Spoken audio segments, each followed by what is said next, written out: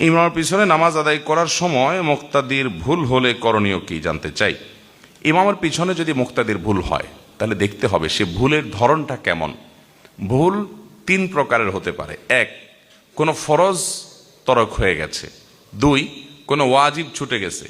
তিন, কোনো সুন্নত ছুটে গেছে। পুরো নামাজের মধ্যে তিন ধরনের কাজ আছে। টোটাল কয় ধরনের কাজ আছে? হয় ফরজ, নয় ওয়াজিব, না হয় সুন্নত। ফরজ ছুটে গেলে নামাজই হবে না, সোসেজ দেওয়া কুলাবে না, তাই না? আর ওয়াজিব ছুটে গেলে শেষে সিজদা সাহুদিরে নামাজ হয়ে যাবে। আর যদি সুন্নত ছুটে যায় তাহলে কি হবে? নামাজ হয়ে যাবে এবং সিজদা সাহু দেওয়া লাগবে। এখন ইমামের পেছনে কারোর যদি ফরজ ছুটে যায় তাহলে তার নামাজই হবে না। ওয়াজিব ছুটে গেছে তাহলে তার নামাজ হয়ে যাবে।